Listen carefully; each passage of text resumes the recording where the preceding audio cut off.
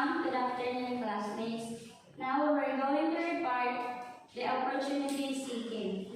Opportunity seeking is the process of spotting, evaluation, and pursuing relevant and sustainable revenue and profit generation activities in the marketplace. So in addition, opportunity seeking means being alert to opportunities that come the entrepreneur's way. It also means actively looking and going after ideas which can be turned into opportunities.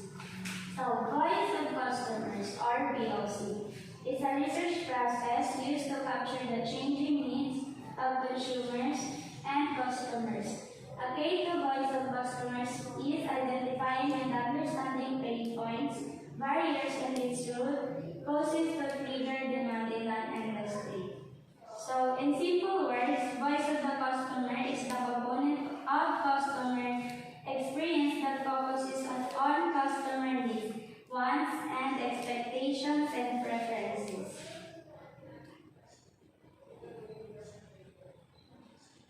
Pain hunting. Entrepreneurs must choose a specific group of people as their target market.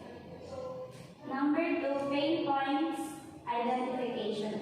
To know consumer pain points, the target market can be asked what they dislike about a particular brand or product. So pain points are specific problems faced by the current or prospective customers in the marketplace.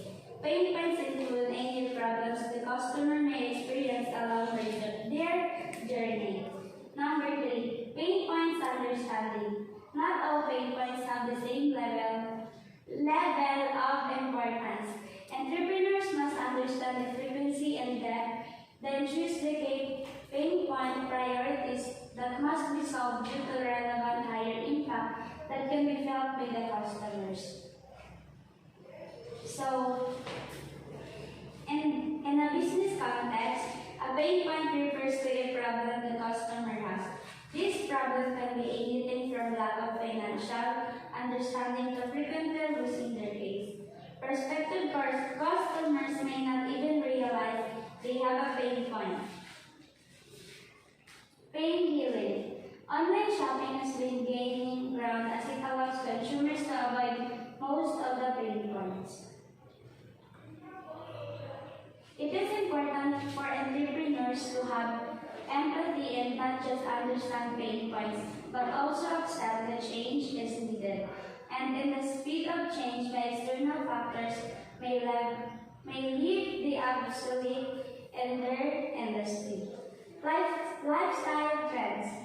Another practical way to spot opportunity via Voice of Customers is by looking at lifestyle trends of how people live, how people work, how people play, how people die, and how people invest. Opportunity starts with ideation that have specific problems identified and draw solution proposed. It is followed with the discovery phase where the entrepreneur wants to stand a little but learn a lot. So, lifestyle change include how people eat, dress, and communicate. Lifestyle trends have always been influenced by the wealthy and famous, whether they are spotted at leisure or in a paid advertisements. This evaluation and redirection stage narrow the knowledge gaps of entrepreneur, revealing potential risk, validating or unveiling faulty assumptions about the business, finally leading integration by building the actual solution, doing rapid testing, prototyping, and validating to ensure it is feasible to execute the idea, measuring and understanding product market fit. As a startup or early stage company, your product or service will probably satisfy a small segment of the market. As you grow, so will your understanding of the problem you are solving, and with this understanding, your customer profile might evolve. In principle, you can measure product or market fit with surveys that identify the percentage of your users think your new product is a must-have.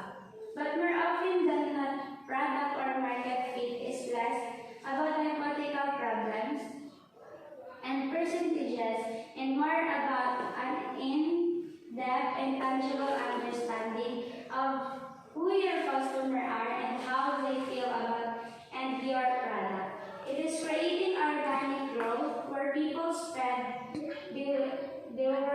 word on their own. Are people willing to pay for your product if they are you have product or market fit? The road to product or market fit is often driven by finding customers via word of mouth. Before you build a marketing engine to sale user acquisition. As a startup or early stage company, your product or service will probably satisfy a small segment of the market. Hopefully, about the market as you grow so well, your understanding of the problem you are solving and with this understanding, your customer profile might evolve. Okay? Voice of enterprise. Voice of enterprise is processed to articulate the needs of the entrepreneur or his company. Enterprise voice refers to any technology that enables employees to communicate by speech with their colleagues, customers, and partners. Growth strategy.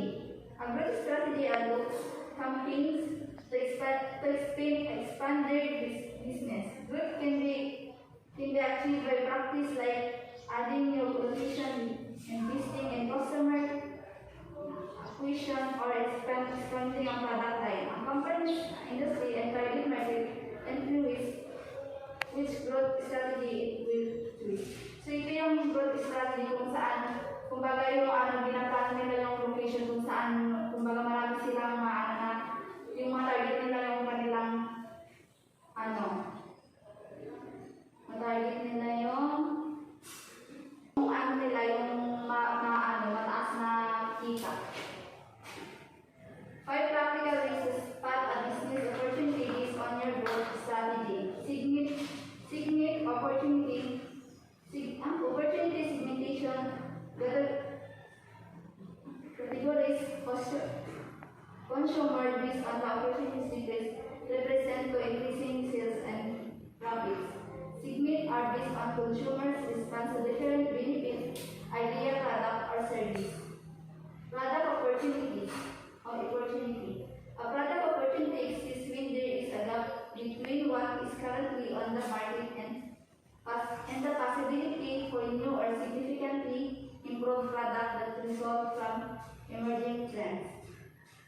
Channel opportunity. A channel opportunity refers to inventor plans move a product or service to a chain to commerce to the end customers. Channels serve two primary. First is to sell a product or service to a customer, and the second is to deliver customer experience.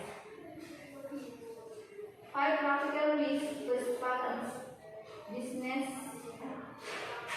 opportunities based on growth opportunity. Geography opportunities refers to the structure, social economics, environmental and cultural opportunities faced by different groups and the metropolitan region. Business model opportunity. The business model opportunity describes the key dimension, proposition, people, place, process, traffic, and the drivers. Certainly commercial, legal, technological, and underpinned in your business idea and enable to it exclusive in our enterprise. So ito yung business model. Kailangan natin mag-ano ng model, ng isang model sa isang business model para may pakita yung ating yung business natin. 5 opportunities screening. Use to evaluate and key product ideas, strategy, and marketing plans, and use to determine compatibility with overall business objective. Okay, 5 practical ways to spot a business opportunity based on growth opportunity. It will help you to narrow down winning opportunities into 1 or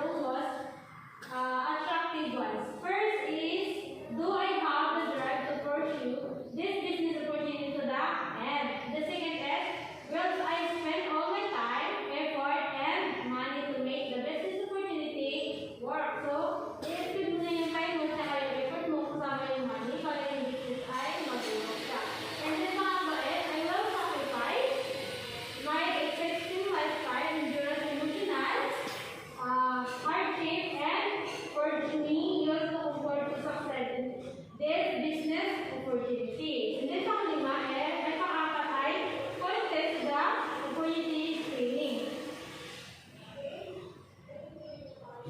Yung 5 points for opportunity screening niya ay customer, yung 5 points customer, timing, finance, product, and competitiveness. Yung one is the market real is a big enough that it be portable. We can be differentiate can we win.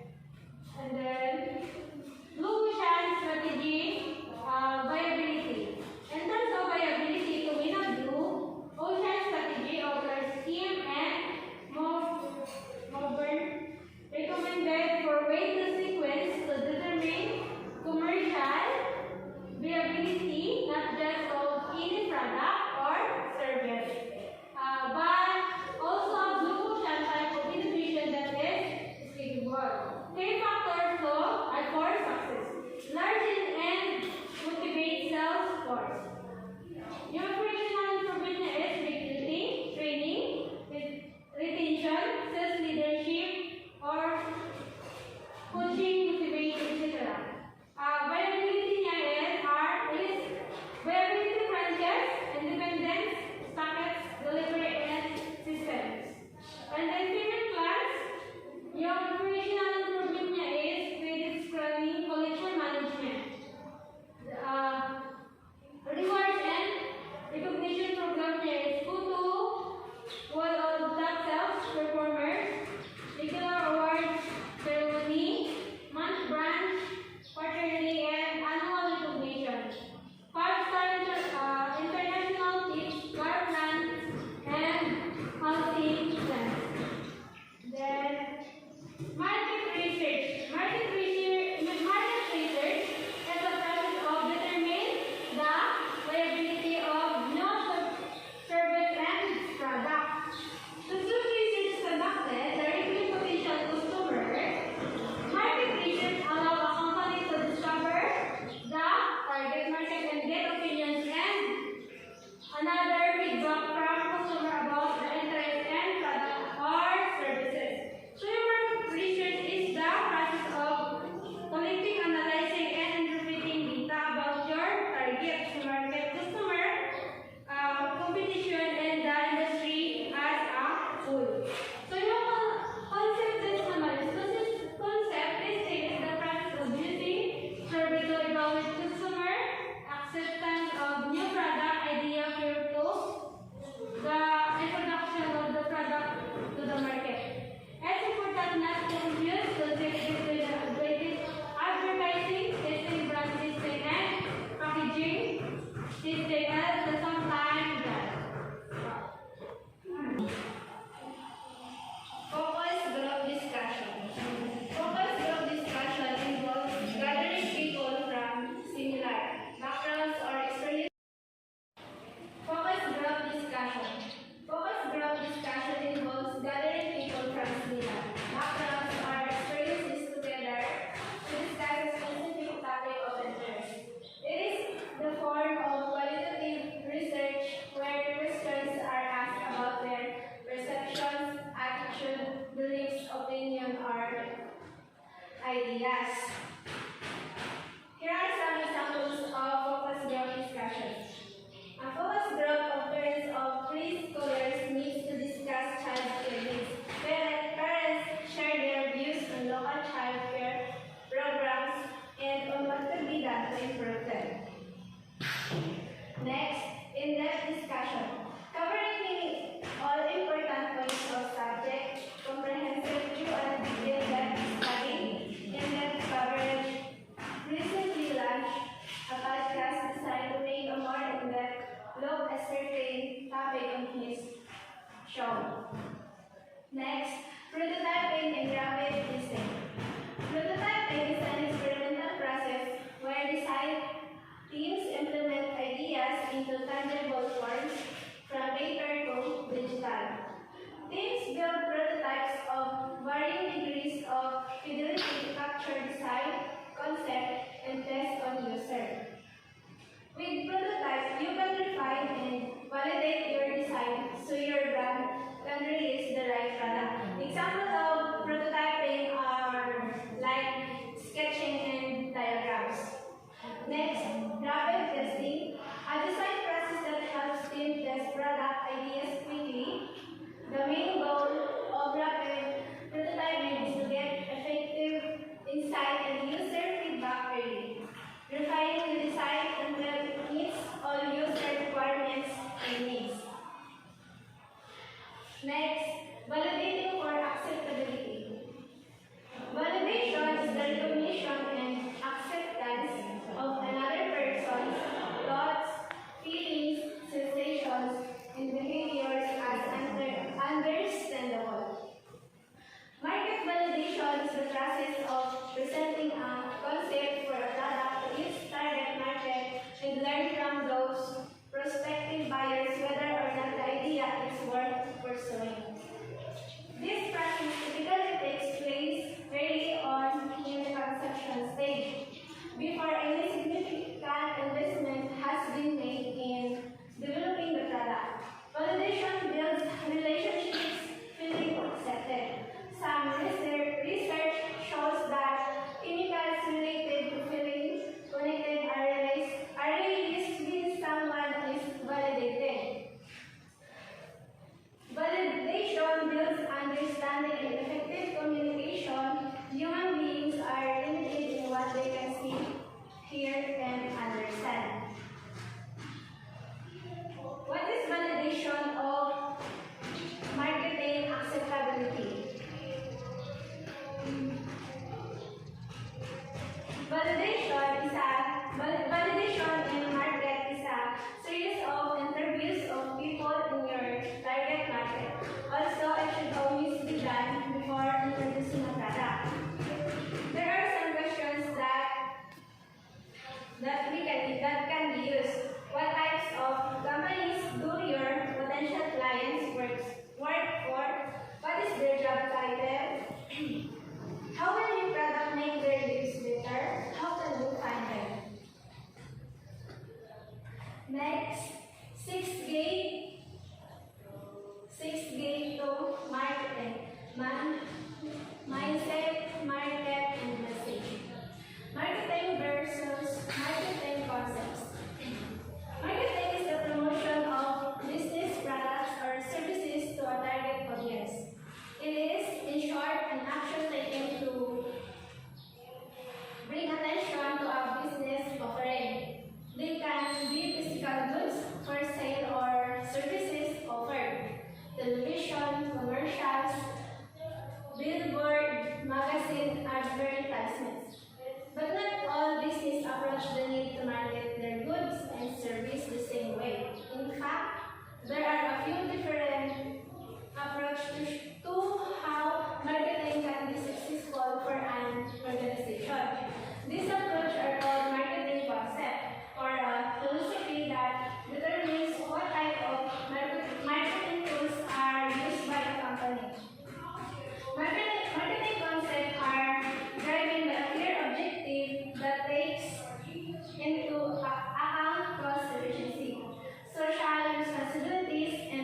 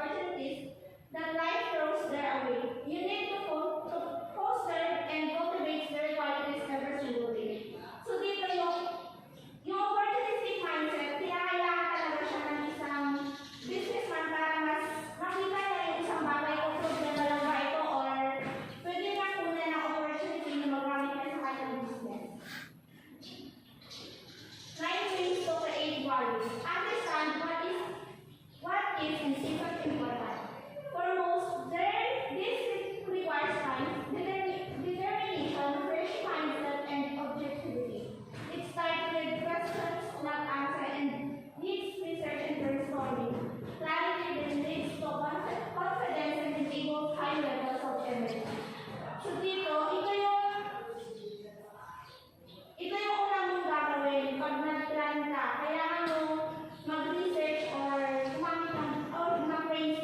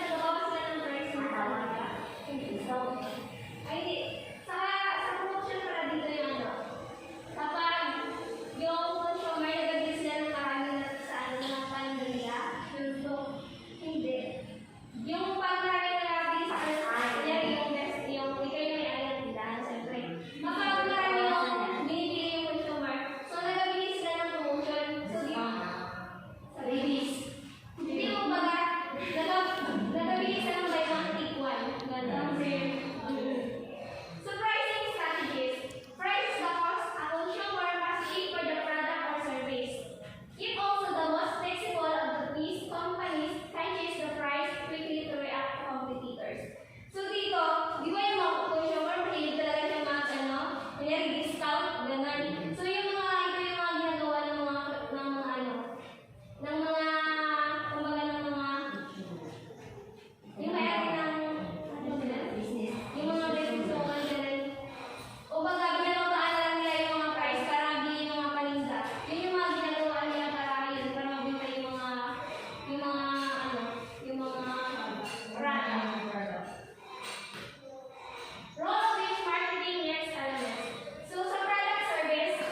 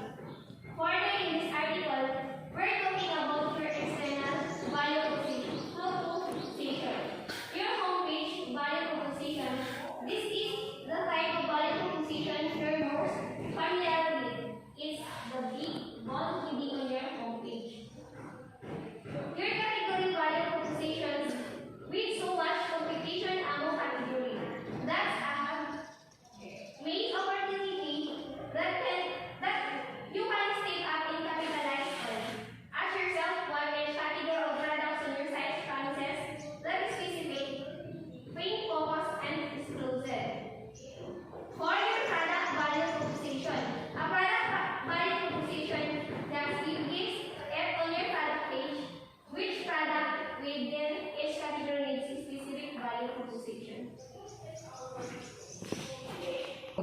Developing a brand name. A brand name identity is how an organization wants its name, communication style, logo or mark, and other visual elements to be perceived by consumers. The components of the brand are created by organization and as a result, brand identity reflects the way an organization wants consumer to perceive its brand. The brand name provides potential international consumer with information about the service or product and can help them from an immediate impression about the organization.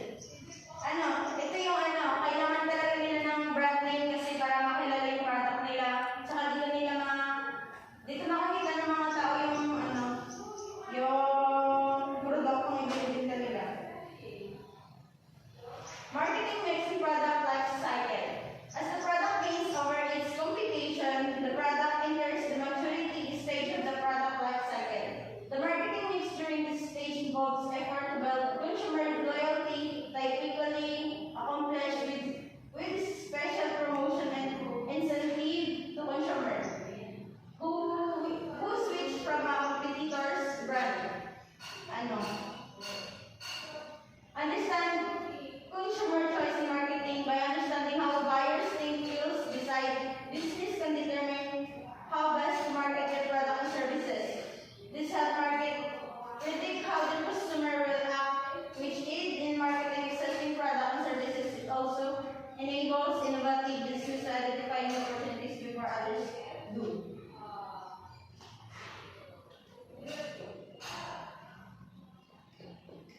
Buyers' characteristic.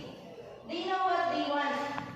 Owners should look for a buyer who has clearly defined objectives. Will your company standalone acquisition or part an industry's consolidation? Will the buyer build and hold or flip your company? Serious buyers know what they want and aren't just looking for a new opportunity.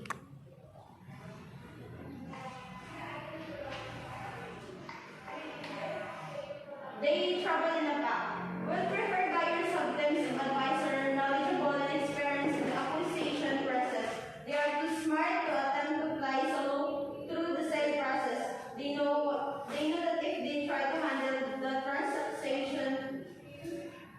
transaction themselves, the probability of closing greatly diminish. Ultimately, do-it-yourself buyers can be waste of your time. Ito yung they travel in the pack, parang specialized developing an adventure.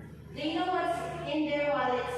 Serious buyers know what the kind of financing they can secure.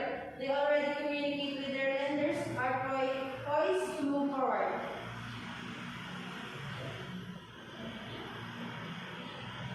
But prepared buyers are not made quick. They know that the only good deals in one which everyone needs. They are grown-ups. Seriously, buyers have been around the block a few times. They know that the road from the initial meeting to the closing table can be full of twists, turns, peaks, and valleys. They have stomach strong enough to endure the ride. Consumer decision process.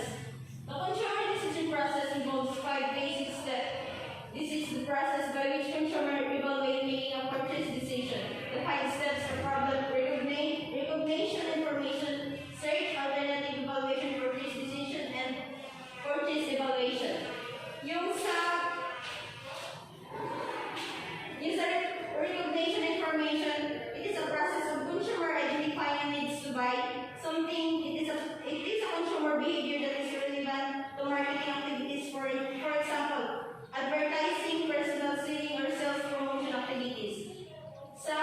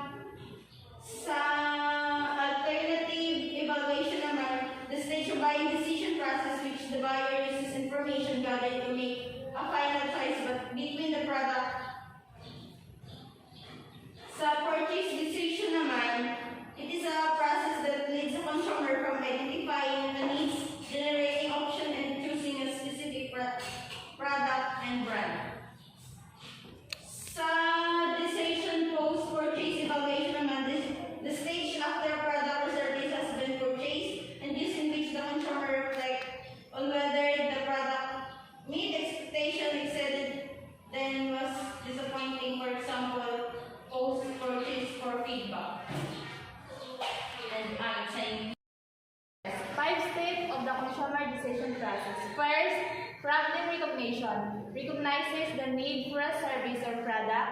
Information search, gather information. Alternative evaluation with choices against comparable alternatives. This is purchase decision, make actual purchase. Post-purchase evaluation reflects on the purchase they made. 4 Minds Framework. We introduce the 4 Minds Framework as a practical tool for understanding and applying the science of decision making in the marketplace. We synthesize choices. We synthesize previous research and decision making into 4 broad approaches customers can take to making choices. These 4 decision making minds: ideal point mind, market comparison mind, local comparison mind, and image mind lead to very different outcomes and behaviors. We have developed the 4 Minds Framework to serve as a diagnostic tool to help identify which cluster of decision-making research are most likely to apply in any given situation. Marketing mix for service. The service marketing mix is a combination of the different elements of service marketing that companies use to communicate their organizational and brand message to customers. The mix consists of the 7 P's: product, pricing, risk, promotion, people, process, and physical evidence. The service marketing mix, also known as the extended marketing mix, treats the service that the business offers just as it would treat a product. Expanding the portfolio. The product of the diverse portfolio, the value is existing the more than one business is pretty straightforward. It creates multiple revenue streams that will not only increase profit, but also help entrepreneurs remain financially solvent should 1 or 2 ideas not materialize. 5 things if you want to expand your portfolio. Leave to stone unturned. You may have a great idea, but if the market isn't ready for it, or 12 other people had the same idea, the no amount of salesmanship is going to make your new business a success. Map out a strategy. At 40 strong, we work with failure to launch their main, looking to gain the necessary confidence in skill to life independent fulfilling life. Second, seek opinion. Bring in experienced managers with the relevant expertise that will help you get the startup on the right foot. This team will not only be crucial early on, but will help to hire the right people to keep the company moving forward. Ensure you're ready for prime time. Complete or the requisite listing and research on the intended product before it hits the market. Limit your pace. The key to successful expansion in modernization. Consider the consequences of expansion option before moving forward. Innovation. Innovation is one of the most important topics concerning the long-term competitiveness of companies. The word innovation is derived from the Latin word innovare, which means to renew. In essence, the world has begun in moving up until today. 4 competencies of an innovation. Number 1, communication skills. This is the way that good organization is essential to maintaining good relationship inside and outside the world. Number 2, strategic thinking. Strategic thinking responds to the question of what we ought to be doing and why, and focuses in the means to adapt. It is a way of understanding and fundamental drivers of an business and challenging conventional thinking. Number 3, leadership skills. It involves applying innovation and creativity to managing people and projects. Require the ability to communicate the vision and generate awareness moving forward. Number 4, creative problem solving. It is a way of using creativity to develop new ideas and solutions to problems. How to improve creativity and be an innovator. Number 1, take stock of your current skill level. Take a stock on your current skill level. Find out how you rate in the K of innovating skills, areas, and what you can do to develop the skills more deeply. Number 2, flex your thinking preferences. If you want to develop innovation skills, we need to make sure we're engaging in all the steps and this process, not only the steps we prepared to do. Number 4, use creative problem solving as a process for innovation. CPS or creative problem solving is the most researched problem solving globally, and it's proven to enhance creative thinking and behavior is individuals who learn how to apply it. Number 4, be mindful. Mindset or mindfulness in innovation is about paying attention to thoughts and emotions and expenses. Number 5, do, reflect, learn, and repeat. It is a practice that allows to gain mastery and develop innovation skills and truly. 6 tips to create innovation mindsets. Number 1, challenge assumptions. It is a sense-making technique designed to break apart a statement and discover where assumption may be limiting your options.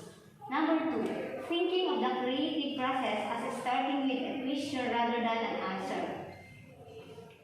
You can be a creative without being innovative, but you can be innovative without being creative.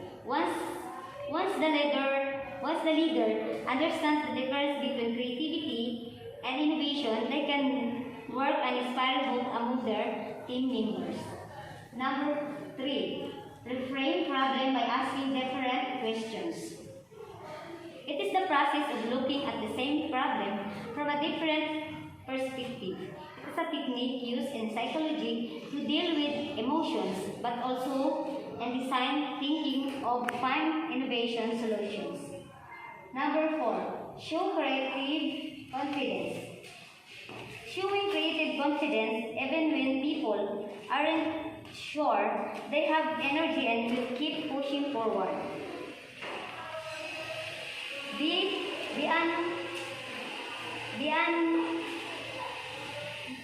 When ideas don't work, to keep trying new ideas. Number 5, use a creative mindset, whatever your role. To be highly creative, we need to right creative mindset to give meaning and value to how we approach our life creative endeavors. Number 6, be observant. Being observant is a characteristic like all of the others. That is not natural but can be developed and harnessed in a value where we can create something better for ourselves and for those we serve. Innovating a business model. Business model innovation is an art of enhancing advantage and value creation by making simultaneous and mutually supportive changes both to an organization's value propositions to customers and its underlying operating model. Successful business models of today. Number 1, the servitization subscriptions business.